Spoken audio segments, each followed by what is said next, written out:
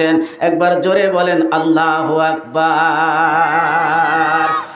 আমার ভাইরা শুধু তাই নয়, আমি খুব একটা বেশি কথা বলবো না, মা বোনদের সম্পর্কে দুটো কথা বলবো। মায়ের একটু কান লাগান। আল্লাহ বলছে হুন্না লিবাসুল লাকুম ওয়া আনতুম লিবাসুল লাহুন্না। জোরে বলেন কার কথা? আরো জোরে বলেন কার কথা? কামলা যদি কাজ না করে আপনার ফসল তো উঠান লাগবে, লাগবে না? কামলা মানুষ পাচ্ছেন না, অকামলা যাই কিছু করে নেওয়া লাগবে। ভাইয়ের আমার, মহান আল্লাহ বলছেন, আল্লাহ রব্বুল আলামিন বলছে হুন্না লিবাসুল লাকুম। লিবাস মানে হলো পোশাক। এই যে মেহের আলী বলবি আমি পোশাকটা গায়ে দিয়েছি, এই পোশাকের কাজ কয়টা? আপনারা বলতে পারবেন না। পোশাকের কাজ হলো দুইটা। আপনারা যে পোশাক গায়ের মধ্যে দিয়েছে, নতুনভাবে নতুন আঙ্গিকে আজকে কথা হবে, এটা শুনবার জন্য বুঝবার জন্য সবাই চেষ্টা করবেন, বলেন না ইনশাআল্লাহ। পোশাকের কাজ হলো দুইটা। কি কি আপনারা বলতে পারবেন পোশাকের কাজ? আল্লাহ রাব্বুল আলামিন কেন বললেন পোশাক স্বামী হলো স্ত্রীর পোশাক? কেন বললেন স্ত্রী স্বামীর পোশাক? একথা আল্লাহ কেন বললেন? যেহেতু পোশাকের কাজ হলো দুইটা। এক নম্বর কাজ হলো পোশাক মানুষের সম্মান আর মর্যাদা বাড়ায় দেয়। জোরে করেন সুবহানাল্লাহ। আমি মেহের আলী মৌলভী এই জায়গাতে একটা গেঞ্জি গায়ে দিয়া, গামছা ঘাড়ে দিয়া যদি আমি আসতাম, আমার কেউ সম্মান দিত? বলেন সম্মান দিত? এই মঞ্চে স্টেজের উপরে যদি একটা গামছা ঘাড়ে অথবা লুঙ্গি ঘাড়ে বা একটা গেঞ্জি গায়ে দিয়ে যদি আমি আসতাম, আমি মনে করি কেউ আমাকে এই মঞ্চে হয়তোবা উঠতেও দিত না। কথা বলেন ঠিক কিনা? মহান আল্লাহ বলছে এই পোশাকে, এই বড় পোশাক যখন পরে আসলাম, লম্বা টুপি আর চশমা, আপনারা হুজুর হুজুর বললেন, হুজুর আসেন বসেন খাওয়া দাওয়া করে রেস্ট করেন। তার মানে পোশাকের কাম হলো এক নম্বর পোশাক। পোশাক মানুষের সম্মান আর মর্যাদা বৃদ্ধি করে দেয়। একবার জোরে বলা যাবে কি আলহামদুলিল্লাহ? বলেন আলহামদুলিল্লাহ। তাহলে সম্মান আর মর্যাদা বৃদ্ধি করে দেওয়ার জন্য স্বামী যেহেতু স্ত্রীর পোশাক, স্বামীর দ্বারা স্ত্রীর মান আর সম্মান মর্যাদা বেশি পাওয়া লাগবে। আর স্ত্রী যেহেতু স্বামীর পোশাক, স্ত্রীর দ্বারা স্বামীর মান আর সম্মান বৃদ্ধি পাওয়া লাগবে। স্ত্রীরা মনে করে কেমনে কিভাবে স্বামীকে বেইজ্জত করা যায়, অপমান করা যায়, এই ধান্দা খালি খোঁজে বিবিরা। জোরে কোন ঠিক কিনা? মা বোন যারা পর্দার আড়ালে যারা বসে আছেন, ভালো করে কথাগুলো কানের মধ্যে নেবেন। হয়তো বেশিক্ষণ আমি কথা বলতে পারবো না, সময় শেষ হয়ে যাবে। তার মানে পাড়াফুরা হয়ে গেছে, আজকে পাড়াফুরা হয়ে গেছে, বেশি কথা বলতে পারবো না। মা এবং বোনেরা, যেহেতু স্বামী আপনার পোশাক, এই পোশাকের মর্যাদা আপনাকে সম্মান আল্লাহ বৃদ্ধি করে দিবে। খবরদার খবরদার, স্বামীর মর্যাদা যেন আপনার মাধ্যমে যারা ক্ষুণ্ণ না হয়ে যায়। এই জন্য মহান আল্লাহ তাআলা স্বামীর পোশাক স্ত্রীকে বানায় দিয়েছেন। জোরে কোন সুবহানাল্লাহ। দুই নম্বর পোশাকের কাজ বলবো বলবো এ ভাই শুনতেছেন আপনারা? পোশাকের দুই নম্বর কাজ ঢেকে রাখা। এই যে গা ঢেকে রাখছেন, আপনারা বসছেন, সবাই পোশাক দিয়ে আসেন, গাটা ঢাকা আছে। পোশাকের দুই নম্বর কাজ হলো পোশাকটা গা ঢেকে রাখবে। এই কথা আল্লাহ বুঝাচ্ছে, ব্যাখ্যা দিচ্ছে আল্লাহ, আমি গা শুধু ঢেকে রাখার জন্য স্বামীকে পোশাক বানায় দেই নাই। এই গাটা ঢেকে ধরে স্ত্রীকে স্বামীর পোশাক আমি বানায় দেই না। এর ব্যাখ্যা হলো, স্ত্রী যদি কোনো অপরাধ করে ফেলায়, স্ত্রী যদি স্বামীর কাছে কোনো দোষ করে ফেলায়, তাহলে অবশ্যই স্বামী ওই স্ত্রীর ওই গোপন ওই দোষ ত্রুটিগুলো ঢেকে রাখা লাগবে। জোরে কোন সুবহানাল্লাহ।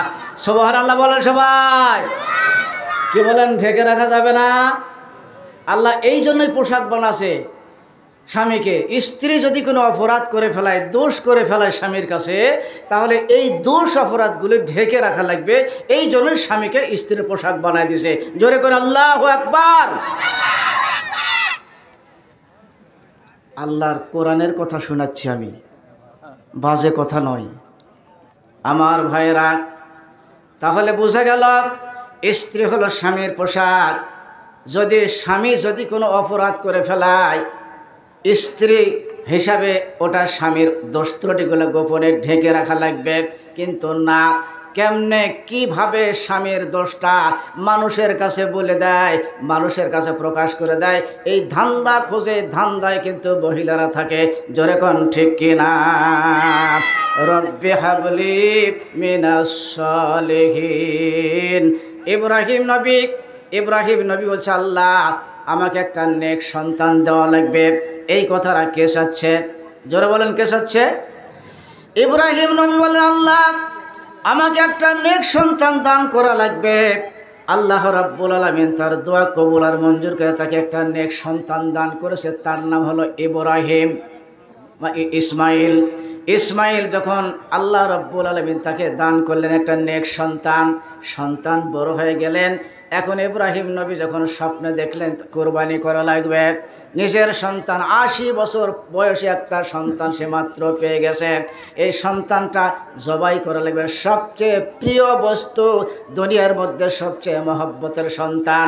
এইবারে ইব্রাহিম নবী সন্তানকে জিজ্ঞাসা করছে, বেটা ও আমার সন্তান, আমি স্বপ্ন দেখছি আমি তোমাকে জবাই করে ফেলতেছি, বলেন তো তোমার মতামতটা কি? ঐতিহাসিক তাফসীরবিদ যারা তারা বলছে, বাপ বেটাকে জবাই করবে, কিন্তু বেটার কাছে প্রশ্ন করার কোনো দরকার নাই। কিন্তু নবী প্রশ্ন করেছে। জোরে বলেন তো দেখি, প্রশ্ন করার কোনো কারণ আছে না নাই? বাপ যেরকম বেটাও এইরকম আল্লাহ তাআলা দিয়ে দিয়েছে। এইবারে ছেলে বললেন, আব্বা আপনি কোনো চিন্তা করবেন না, কোনো ভয় পাবেন না, আমাকে যা স্বপ্ন দেখছেন আদিষ্ট করে ফেলেছেন, কিন্তু স্বপ্ন পূরণ করো, ইনশাআল্লাহু মিনাস সাবিরিন, নিশ্চয় আমাকে ধৈর্যশীলদের মধ্যে এর মধ্যে আপনি পেয়ে যাবেন। জোরে কন্যা আল্লাহু আকবার।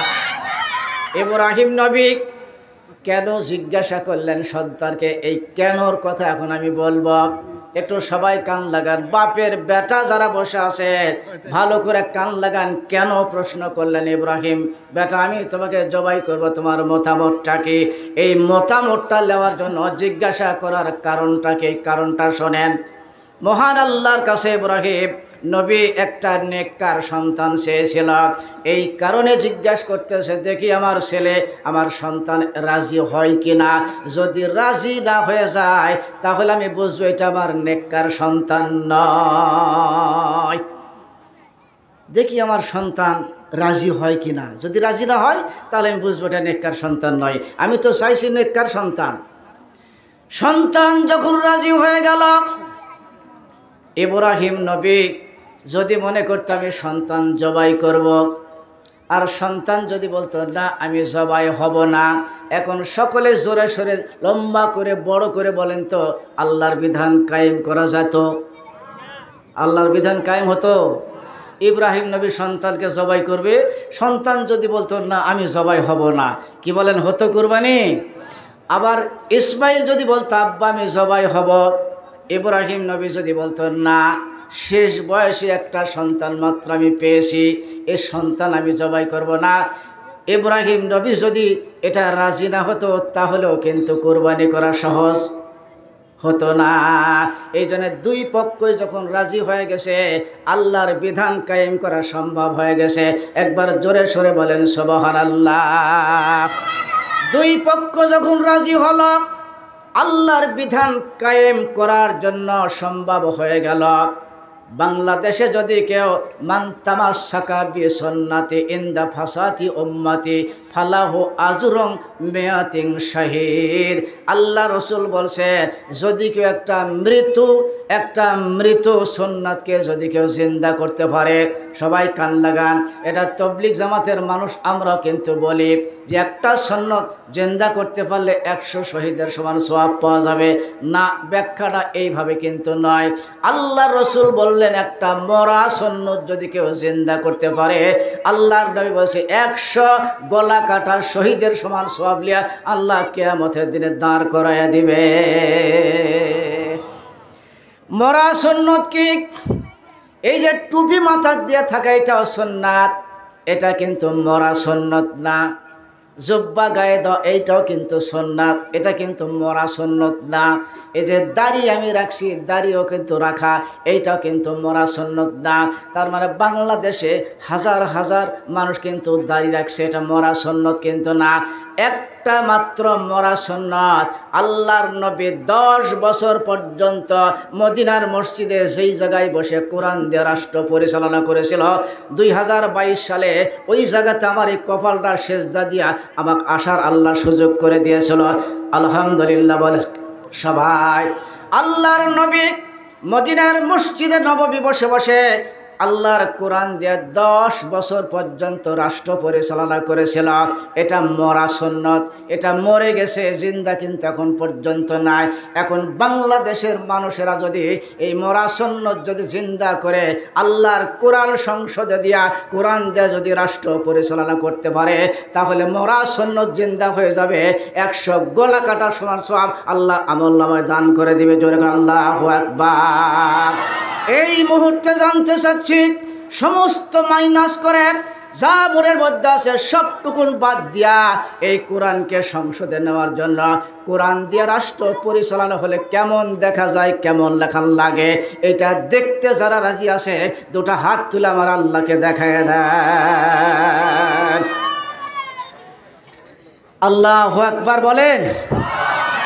শুধু তাই নয়, আমি বলতেছিলাম وَلَقَدْ أَرْسَلْنَا نُوحًا إِلَى قَوْمِهِ إِنِّي لَكُمْ نَذِيرٌ مُّبِينٌ أَلَّا تَعْبُدُوا إِلَّا اللَّهَ إِنِّي أَخَافُ عَلَيْكُمْ عَذَابَ يَوْمٍ أَلِيمٍ। আল্লাহর নবী হযরতে নূহ আলাইহিস সালাম একজন নবী ছিলেন। এই নবীকে আল্লাহ পাক দাওয়াতের জন্য প্রেরণ করেছেন। তিনি তার জাতির কাছে, কওমের কাছে দাওয়াত লাগালেন, আল্লাহ তা'বুদু ইল্লাল্লাহ, একমাত্র শুধুমাত্র কেবলমাত্র আল্লাহর ইবাদত করা লাগবে। এই দাওয়াত যখন আল্লাহর নবী নূহ আলাইহিস সালাম যখন জাতির পরে যখন দিচ্ছে, এমন সময় কাফের বেঈমানের লিডারেরা তখন বক্তব্য পেশ করলেন, নবীকে জানায় দিলেন, ক্বালাল মালাউল্লাযীনা কাফারু মিন কওমিহি মা নারাকা ইল্লা বাশারুম মিসলানা ওয়া মা নারাকা তাবাআকা ইল্লাল্লাযীনা হুম আরাযিলুনা বাদিয়ার রায়। আল্লাহু আকবার বলেন।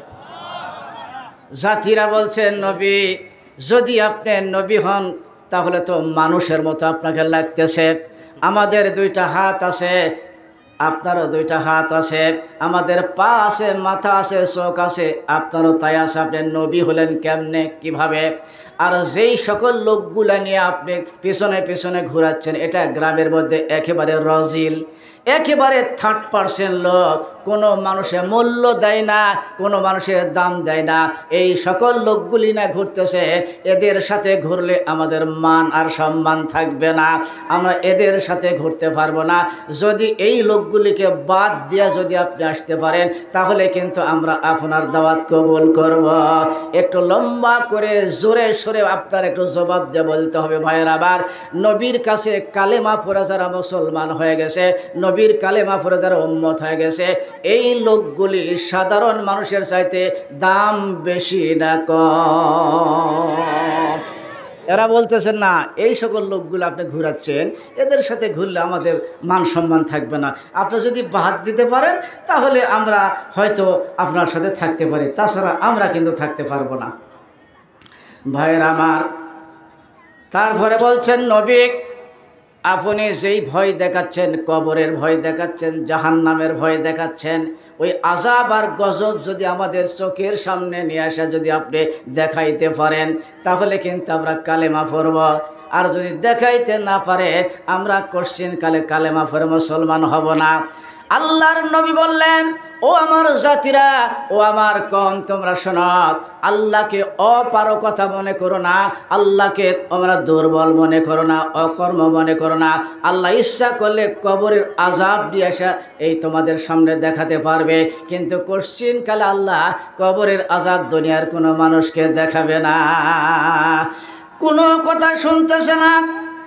এরপরে যখন বলছেন না, তাহলে আমরা থাকতে পারি যদি এই সকল লোককে আপনি যদি বাদ দিতে পারেন দল থেকে। আল্লাহর নবী বলছে, ওহিয়া ইলা নূহিন আন্নাহু লা ইউমিনা মিন কওমিকা ইল্লা মান ক্বাদ আমানা ফালা তাবতাইস বিমা কানু ইয়াফআলুন। নবী বলছেন, জাতিরা তোমরা শোনো, যেই মানুষগুলি আমার কাছে ঈমান আনছে, আমার উম্মত হয়ে যারা কালেমা পড়ছে, আমার জীবন গেলেও এই সকল লোককে আমার দল থেকে বাদ দিতে পারবো না। একবার জোরে বলা যাবে কি আল্লাহু আকবার। আল্লাহ বলে দিচ্ছেন, নবী এই জাতিকে আমি আর রাখবো না, এই জাতিকে আমি আল্লাহ ধ্বংস করে দিব। আপনি একটা কাজ করা লাগবে। কাজ কি?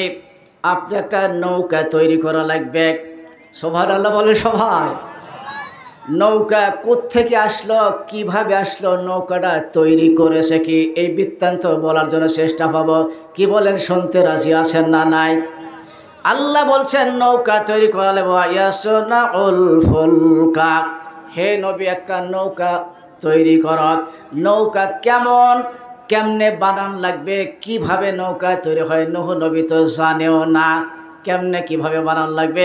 আকাশের দিকে তাকিয়ে আছে। আল্লাহ বলে দিচ্ছেন, নবী আকাশের দিকে আপনি তাকিয়ে দেখুন, আমার তত্ত্বাবধানে জিবরিল আমিন যেইভাবে তক্তাগুলো সাজাচ্ছে, আপনি ওইভাবে তক্তাগুলো লাগায় দাও। যেইভাবে তক্তাগুলো সাজাচ্ছে, লাগিয়ে দিচ্ছে, দেখে দেখে আকাশের দিকে তাকিয়ে তাকিয়ে ওইভাবে আপনি তক্তাগুলো সাজায় নাও। জোরে সোরে কোন সুবহানাল্লাহ। নৌকা তৈরি হচ্ছে কার তত্ত্বাবধানে? জোরে বলেন, কার তত্ত্বাবধানে? মদিনার মসজিদে একটা ইহুদি, ইসলাম তো এমনি এমনি এই দুনিয়াতে আসে নাই। একজন ইহুদি পেশাব করতেছে দাঁড়ায় দাঁড়ায় মদিনার মসজিদে নববীতে। ইহুদি পেশাব করতেছে, ওমর রাদিয়াল্লাহু আনহু দাঁতটা কর্মর কর্মর করতেছে, তার মাথা গলায় দিবে মসজিদের মধ্যে পেশাব করার এমন সাহস কার? ওমর যাচ্ছে, ইহুদির কাছে যাচ্ছে তাকে ধরার জন্য। আল্লাহর নবী বলছে, ওমর ওকে পেশাবটা করতে দাও। এই সময় ধাও যদি করেন তাহলে দৌড়ায় দৌড়ায় গোটা মসজিদটা ওরে নষ্ট করে দিবে। কথা বলেন ঠিক কিনা? অতএব পেশাব করছে, করুক, ওই এক জায়গায় নষ্ট হোক, তুমি একটু ধৈর্য ধরো। পেশাব শেষ হয়ে গেল, ইহুদিকে আল্লাহর নবী ডাক দিলেন, দিয়ে বলছে, ইহুদি শোনো, তুমি কি জানো এটা আমাদের ইবাদতের জায়গা, আমরা এখানে সেজদা দেই, এখানে নামাজ পড়ি, খবরদার খবরদার ইবাদতের জায়গাতে পেশাব আর করা যাবে না। ইহুদি বলছেন, নবী আপনার ধর্ম এত সুন্দর ধর্ম, আপনার কথা এত বেষ্ট, আপনি খালি চোখ দেখা যদি করতে আমার মাথা এতক্ষণ পর্যন্ত থাকতো না। এত মিষ্টি কথা দিয়া যখন আমাকে বললেন, আমি আমার ধর্মে থাকতে চাই না, আমাকে কালেমা পড়ে আমারে মুসলমান বানায়া দাও। বিশ্বনবী মদিনার মসজিদে বসে বসে ওয়াজ করতেছে। আমি যেমন ওয়াজ করতেছি, সাহাবীর সামনে এরকম বয়ান পেশ করতেছে। একজন ইহুদি প্রতিদিন এসে নবীর সামনে বসে নবীর ওয়াজ শোনে, কিন্তু মুসলমান হয় না। হাদিসটা মুসলিম শরীফের হাদিস। ওয়াজ শোনে, মুসলমান হয় না। একদিন ওমর রাদিয়াল্লাহু আনহু জায়গা পাচ্ছে না বসার, কিন্তু ইহুদি প্রতিদিন বসে বসে ওই জায়গা দখল করে ওয়াজ শোনে। এবারে ওমর রাদিয়াল্লাহু আনহু জামার কলারটা ধরে মদিনার মসজিদের উত্তর দিকে হলো মেন গেট, ওখানে দক্ষিণ মুখ হয়ে নামাজ পড়া লাগে মদিনার মসজিদে, কেবলা মুখ হয়ে। এই মসজিদের গেটের সামনে ইহুদিকে জামার কলার ধরে যখন বের করে নিয়ে গেলেন, আল্লাহর নবী বলছে, ওমর ওকে আমার কাছে নিয়ে আসো, কোনো মারপিট করো না, আমার কাছে একটু নিয়ে আসো। দয়ার নবী, রহমতের নবী তাকে একটু নিয়ে আসলেন, তার সামনে কাছে আগায় নিয়ে আসলেন, একটু কাছে বসায় বলছেন, বাবা তুমি কি জানো প্রতিদিন তো আমার ওয়াজ শোনেন, আমার বক্তব্য শোনেন, কিন্তু কালেমা পড়ে তো ইসলাম গ্রহণ করেন না, কারণটা কি বলেন? ইহুদি বলছেন, হুজুর আল্লাহর নবী আমি দুইটা কারণে ইসলাম কবুল করি না। একবার জোরে বলা যাবে কি কয়টা কারণ? আরো জোরে বলেন, কয়টা কারণ? ইহুদি বলছেন, হুজুর আমি দুইটা কারণে আমি ইসলাম কবুল করি না। হুজুর বললেন, বাবা বলো তো দেখি সেই দুইটা কারণটা কি। এক নম্বর কারণ, যখন আপনি বলেন একজন মেহমান যখন আসে আপনি ভাগ দেন, যাও আজকে একটা মেহমান লেসে তুমি ভাত দাও, আর একটা মেহমান লে তুমি ভাত দাও। আমি ইসলাম যদি কবুল করি আমাকেও একদিন একটা মেহমান ভাগ আপনি দিবেন, কিন্তু আমি তো মেহমানদারি করার আমার সামর্থ্য নাই, আমি মেহমানদারি করবারও পারবো না, আমি ইসলামও কবুল করব না। কথা কি আবার বুঝলেন? এ ভাই বলেন, কথা বুঝলেন সবাই? আমি হুজুর মেহমানদারি করবারও পারবো না, আমি ইসলাম কবুলও করব না। দুই নম্বর শর্ত বললেন, হুজুর আপনি জিহাদের ময়দানে চাঁদা চান, যখন জিহাদ করা লাগবে আপনি বলে দেন সাহাবী তোমরা চাঁদা দাও। কেউ 2000, 5000, 10,000 চাঁদা দেয়। হুজুর আমি যদি ইসলাম কবুল করি আমাকেও আপনি বলবেন চাঁদা দাও, আমি চাঁদাও দিতে পারবো না, ইসলামও কবুল করব না। কারণ বুঝলেন? বিশ্বনবী বললেন, বাবা দুইটা শর্তই আমি মেনে নিলাম, আমি কোনো দিন তোমাকে মেহমান ভাগ দিব না, চাঁদাও তোমার কাছে চাবো না, তাহলে কি তুমি ইসলাম কবুল করবে? ইহুদি বলছেন, হুজুর যদি মেহমানদারি করার না লাগে আমাকে যদি ভাগ না দেন, আর চাঁদা যদি জিহাদের ময়দানে চাঁদা যদি না দেন চান, তাহলে আমি ইসলাম কবুল করার আমি শর্ত মেনে নিলাম। এই শর্ত আল্লাহর নবী বলছে, কোনোদিন আমি তোমাকে আর মেহমানদারি করাবো, ভাগ দেব না, চাঁদাও চাবো না। সাথে সাথে ইহুদি আল্লাহর নবীর হাতে হাত দিয়া কালেমা পড়ে ইসলাম গ্রহণ করে ফেলেছেন। জোরে কোন সুবহানাল্লাহ। এখন বলেন তো, ইসলাম গ্রহণ করার আগে ইহুদির যেরকম মেজাজ, যেরকম স্বভাব ছিল, এখন ইসলাম কবুল করার পরে কি ওই রকম স্বভাব আর থাকবে? বলেন থাকবে? না, থাকবে না। এইবারে ইহুদি প্রতিদিন আসে আল্লাহর নবীর কথা শুনবার জন্য, কিন্তু মনটা নরম হয়ে গেছে। এখন মনে মনে চিন্তা করে, আল্লাহর নবী যদি একটা মেহমান ভাগ দেয় তাহলে আল্লাহর হস্তে আমি কিন্তু মেহমানদারি করব, কিন্তু নবী কখনো তাকে বলে না। মনে চাচ্ছে আল্লাহর নবী যদি একটু চাঁদা চায় জিহাদের জন্য, সেই চাঁদাও দিব। আল্লাহু আকবার বলেন সবাই। মন, ইহুদির মন গরম না নরম? গরম না নরম? ইসলাম তো নরম জিনিস, শান্তির জিনিস, নরম হয়ে গেছে। এইবারে ইহুদি বলছেন, হুজুর ইহুদি আর নাই মুসলমান, নতুন মুসলমান, খুব আফসোস করে, নবী আমাকে যদি আল্লাহর হস্তে বলতো আমি নবীর কথাটা মেনে নিতাম, মেহমানদারি করব, চাঁদাও কিন্তু দিব, কিন্তু নবী আর তাকে চাঁদা চায় না। হঠাৎ করে একদিন ইহুদি নতুন মুসলমান হওয়ার পরে আল্লাহর নবীকে বলছেন, আল্লাহর নবীজি আপনি আমার দিকে একটু তাকান, রহমতের দৃষ্টিতে একটু তাকান, হুজুর আমার একটু মেহমানদারি করেন, একটু ভাগ দেন, আমি মেহমানদারি করাবো। সুবহানাল্লাহ বলে সবাই। হুজুর জিহাদের জন্য একটু চাঁদা চান, আল্লাহর হস্তে 10টা টাকা চাঁদাও দিব। জোরে বলেন আল্লাহু আকবার। বিশ্ব নবী বললেন, বাবা না, আমি শর্ত করেছি আমি চাঁদাও চাবো না, তোমাকে মেহমানদারি করার ভাগও আমি দেব না। হুজুর আর এই কথা যখন বললেন, মুসলমান বলছে, হুজুর না, আমাকে দেওয়াই লাগবে। এখন ওর আগ্রহ দেখে, নতুন মুসলমান ইসলাম কবুল করার পর আগ্রহ দেখে হঠাৎ করে একজন মেহমান তাকে ভাগ দিয়ে দিছে, যাও বাবা আজকে এই মেহমানটা বাড়িতে নিয়ে যায়, এই মেহমানদারি তোমারে ভাগ দিলাম, তুমি মেহমানদারি করো। আল্লাহর নবীর কাছ থেকে মেহমানটা বাড়িতে নিয়ে যাচ্ছে মেহমানদারি করার জন্য। হঠাৎ করে কিছু দূর যাবার না পারতেই তার বাড়ির মধ্যে তাকায় দেখে 10 জন কালো পোশাকধারী, পাগড়ি কালো, জুব্বা কালো, সব পোশাকগুলি কালো, কালো বেশধারী 10 জন মানুষ তার আগ্নার মধ্যে ঢুকা পড়লো, ঘরের মধ্যে ঢুকা পড়ছে। এটাই দৃশ্যটা দেখল। আর কিছু দূর যাওয়ার পরে লক্ষ্য করে দেখে 15 জন সাদা জুব্বা, সাদা টুপি আর সাদা পাগড়ি, সাদা সফেদ মানুষ ওই মেহমান, ওই নতুন মুসলমান আঙ্গিনার মধ্যে ঢুকা পড়ছে।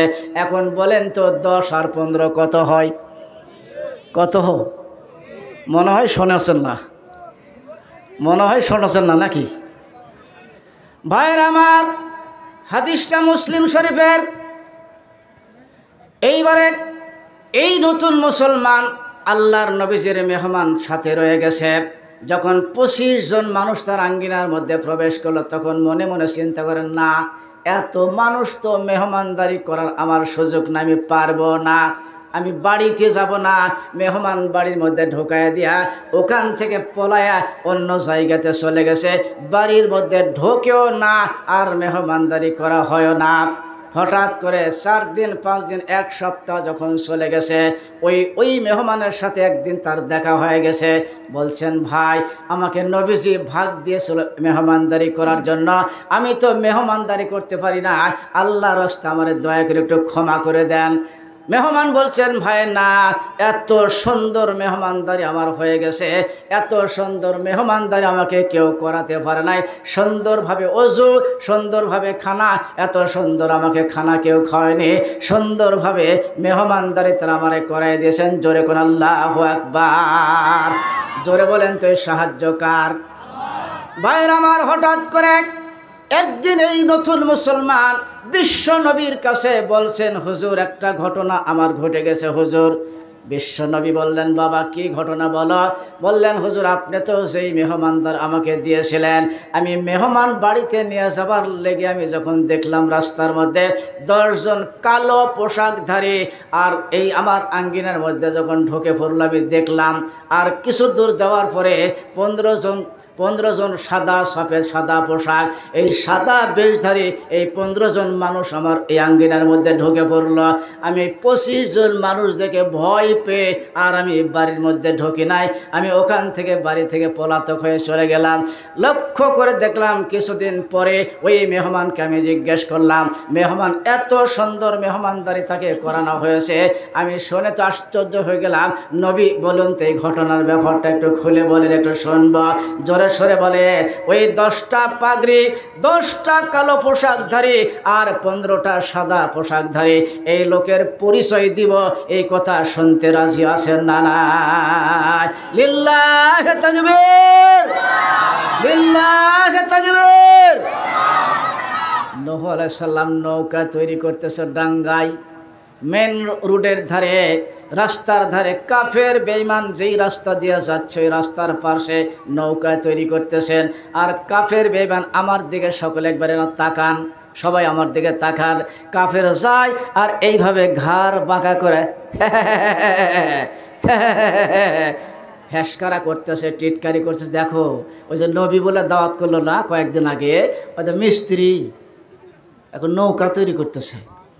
শুকনা ডাঙ্গার নৌকা তৈরি হচ্ছে, কোনো পানি নাই, কোনো কিছু নাই, নৌকা তৈরি হচ্ছে। এখন বলেন তো, অর্ডার কার? জোরে বলেন, অর্ডার কার? এই নৌকা, এত বড় নৌকা আল্লাহ রকমে বানাইলেন। তাফসিরের মধ্যে লেখা আছে 600 হাত পর্যন্ত লম্বা এই নৌকা, আর 100 হাত হলো প্রস্থ, আর 60 হাত হলো উচ্চতা। 3 তলা বিশিষ্ট একটা নৌকা আল্লাহর নবী নূহ আলাইহিস সালাম ওখানে তৈরি করলেন। জোরে কন্যা সুবহানাল্লাহ। এই নৌকার যাত্রী কারা হবে? আল্লাহ রাব্বুল আলামিন বলেছেন, নবী, যারা ঈমানদার, এই ঈমানদার যারা ঈমান আনছে, আপনার কলেমা পড়ে যারা ঈমান এনে মুসলমান হয়ে গেছে, এই ঈমানদার বান্দাদেরকে নৌকার উপর উঠান লাগবে। আর প্রত্যেকটা প্রাণী জোড়া জোড়া এই নৌকাতে উঠান লাগবে। হুকুমটা কার? তাহলে বোঝা গেল, আল্লাহ যদি বলে থাকে নৌকার যাত্রী হওয়া লাগবে ঈমানদার, জোরে কোন তো কি হওয়া লাগবে? এখন কোনো বেঈমান, কোনো জালেম আর কোনো কাফের যদি নৌকা তোটে, একবার বলেন তো নৌকা থাকবে না ডুববে? এ ভাই না, জোরে বলেন ভাই, জোরে বলেন। রুটি খাইছেন মনে হয় নাকি? কথা বাড়ায় না, কথা বাড়ায় না। কোনো জালেম কাফের যদি নৌকা তোটে, নৌকা ভাসবে না ডুববে? শুধু তাই নয়, আল্লাহ বুঝাচ্ছে, এই নৌকা তুটেছিল হযরত একজন নবী, তার নাম হলো ইউনূস আলাইহিস সালাম। একজন নবী নৌকা চড়ে চলে যাচ্ছে, জাতিকে আল্লাহ গজব দিবে। এখন নবী দোষ করেছে আল্লাহর কাছে, দোষী সাব্যস্ত হওয়ার কারণে নৌকা আল্লাহ তাআলা সাগরের মধ্যে আটকায় দিয়েছে, নৌকার চলে না। তার মানে দোষী মানুষ যদি নৌকা চড়ে অবশ্যই নৌকা ডুবে যাবে। জোরে কোন ঠিক কিনা? নৌকা যায় না, দোষী সাব্যস্ত হয়ে গেছে হযরত ইউনূস আলাইহিস সালাম, আল্লাহর একজন নবী। এবার আল্লাহ বলছেন না, নৌকা যাবে না, লটারি করা হয়েছে, নবীকে পানিতে নেমে দেওয়া লাগবে, না নেমে দেওয়া পর্যন্ত নৌকার লড়বেও না, যাবেও না। এখন ইউনূস আলাইহিস সালামকে যখন পানির থেকে যখন নেমে দেওয়া হলো, একটা মাছ এসে আল্লাহর হুকুমে তাকে সাথে সাথে পেটের মধ্যে গিলা পেটের মধ্যে নিয়ে নিছে। জোরে কোন এই অর্ডার ডাকাত। পেটের মধ্যে নবী হাজার হাজার কিলোমিটার দৌড়তেছে, পানির অতল তলদেশে, পানির অতল তলদেশে মাছ তারে দৌড়াচ্ছে। তিনটা অন্ধকারের মধ্যে, একটা রাতের অন্ধকার, পানির অন্ধকার, মাছের পেটের অন্ধকার ধরতেছে। এমন সময় কিন্তু আল্লাহকে কিন্তু ভুলে যায় নাই। ওই মাছের পেটের মধ্য থেকে মহান আল্লাহকে যখন ডাক দিলেন, ওই ডাকটা মহান আল্লাহ তাআলা কোরআনুল কারীমের মধ্যে আল্লাহ রেকর্ড করে দিয়েছেন। জোরে কোন সুবহানাল্লাহ। ফানাদা ফিজ যুলুমাতি আল্লা ইলাহা ইল্লা আনতা সুবহানাকা ইন্নী কুনতু মিনাজ জালিমিন। ও আল্লাহ গো, আমি তো নিজের নফসের উপর আমি আল্লাহ অত্যাচার করেছি, আমি জুলুম করেছি। আল্লাহ, যদি তুমি আমাকে এখানে না বাঁচাও, বাঁচানোর মতো আমার এখানে আর কেউ নাই। এখন বলেন তো, আশ্রয় চাইছে কার কাছে? জোরে বলেন, কার কাছে? আল্লাহর কাছে যখন আশ্রয় চাইলেন, মহান আল্লাহ এই কথার উপরে এত খুশি হয়ে গেছে, এত সন্তুষ্ট হয়ে গেছে, মাছকে ডাক দিয়ে বলছে, মাছ আমার নবীকে আর পেটের মধ্যে রাখতে পারবে না, তাড়াতাড়ি করে পেট থেকে এখন আমার নবীকে বের করে দাও। মাছ হাউমাউ করে দৌড়াদৌড়ি করে সমুদ্রের সাগরের কিনারায় এসে মাছটা তার পেটের মধ্যে বমন করে আল্লাহর হুকুমে মাছ নবীকে ওই স্তরের মধ্যে বের করে দিলেন। একবার জোরে জোরে বলেন আল্লাহু আকবার। মাছ যখন পেট থেকে বের করে দিলেন, আল্লাহর সাহায্য কেমনে হয়, কিভাবে আল্লাহ সাহায্য করে, হাসি তামচার কথা আমি কোনো বলবো না। আল্লাহর কাছে হিসাব দেওয়া লাগবে। কোরআনের একটা কথা যদি আপনার কাছে বলতে পারি, আমার আল্লাহ আমার উপর খুশি হয়ে যাবে। কথা বলেন ঠিক কিনা? ভাইরা আমার, এইবারে আল্লাহ তাআলা নবীকে অর্ডার করে জঙ্গলে অর্ডার করে কিভাবে থাকবে। উপরে সূর্যের রোদ, নিচে বালুর তাপ, এটা তো নবী সহ্য করতে পারবে না। আল্লাহর সাহায্য কিরকম ভালো করে দেখে, ওয়া আম্বাতনা আলাইহি শাজারাতাম মিন ইয়াকতিন। ইয়াকতিন শব্দের অর্থ হলো একটা কাণ্ডহীন একটা গাছ, তার নাম হলো লাউ গাছ। লাউয়ের কোনোদিন কাণ্ড নাই। এই লাউ গাছের জাংলা সাথে সাথে আল্লাহ ওই ইউনূস নবীর উপর একটা জাংলা দেওয়া ছায়া বানায় দিলেন, যাতে করে রোদের তাপ আর বালুর তাপ থেকে তাই নিরাপদ পায়। নিরাপদ দেওয়ার মালিকের নাম কি? নিরাপদ দিলেন রোদের থেকে।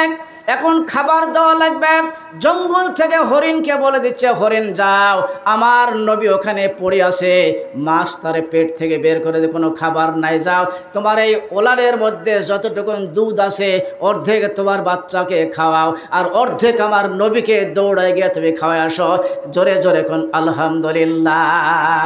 আল্লাহর সাহায্য এইভাবে আসে যদি কেউ আমার ভাইরা এইরকমভাবে আসলো।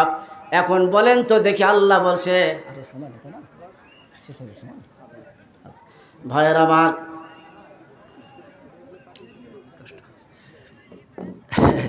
সময় শেষ ভাই।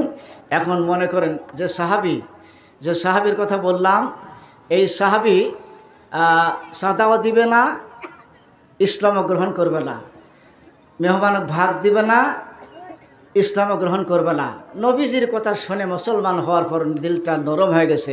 এখন বলেন তো, আমরা ইসলাম ধর্মের লোক না অন্য কোনো ধর্মের লোক?